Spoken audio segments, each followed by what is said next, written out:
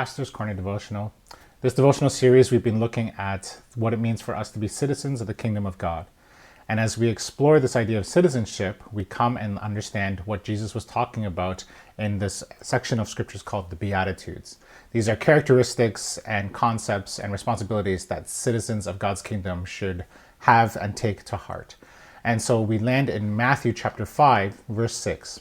Matthew chapter 5, verse 6 says this: "Blessed are those who hunger and thirst for righteousness, for they will be filled. Blessed are those who hunger and thirst for righteousness, for they will be filled." Now, this concept of righteousness, this is what we want to look at today. Jesus had this understanding in his Jewish culture about this idea of righteousness. It's this pursuit of having right relationships. And so obviously the first thing that we need to consider is, what is our relationship with God like? How is our relationship with God doing?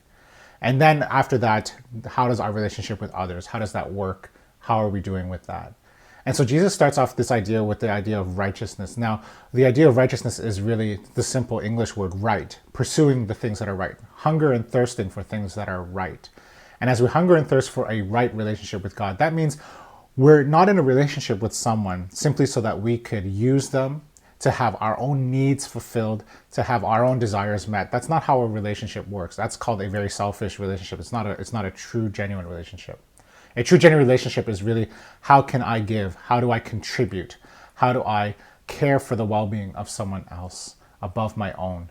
And so when we have this idea of a right relationship with God, we need to ask the question, am I contributing to this relationship? Or am I just using God as my genie who would just grant me wishes and just take from him? That's not a right relationship. And so we need to pursue right relationships. And our right relationship with God is, how do I care about what God cares about? How am I contributing to the things that God is passionate about? How am I understanding what God deems to be right and wrong? And how am I pursuing those right things and advocating on God's behalf? After all, if my relationship with God isn't right, my relationship with others won't be right as well. And so when you look at our world and you see all the breakdowns in our relationships, we have problems with our spouse, we have problems with our children, we have problems with our parents. All of those relationship problems that come up are really a core issue of sometimes our relationship with God and how that's going. And you see how we treat other people, and we no longer have a sense of right and wrong at this point. And so you look even at the greater society now, that as things progress, and we find that there's great inequality. There's racial inequality, sexual inequality. There's all kinds of different inequalities. And so all this to say that at some point, when we really understand what God is about, we recognize that those things that are wrong in our world, well, it's our responsibility as Christians to make them right, to pursue them and to make them right, to hunger and thirst for righteousness. So, as Christians, what are we doing about inequalities such as race, such as gender, such as child abuse, such as elder abuse? What are we doing when it comes to all these different things? When we see a colleague or a coworker being mistreated, how do we jump in and help? When we see a classmate or a student being neglected, how do we jump in and help? This is the call of what it means for us to hunger and thirst for righteousness. We know there's something wrong with this. And because there's something wrong with it, we then are moved into some kind of action, into some kind of discernment to say, what will I do? How will I make a difference? Because this is wrong. God is calling me to help make things right, because that's what God would want.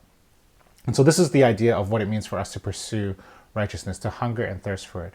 We can't just turn a blind eye when things are wrong anymore. As Christians, we don't stand on the sidelines and just stand there and just point our fingers and judge and say, well, that's right or wrong.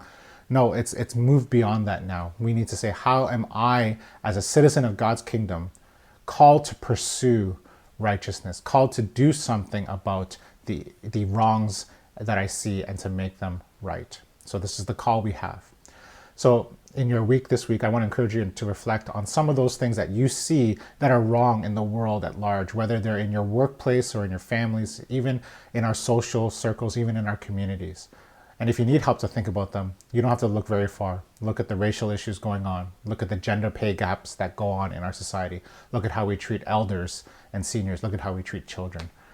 So if that's the case, how are we trying to right these wrongs as a citizen of God's kingdom? So may that encourage you. May that challenge you. Love and peace. We'll see you again next week.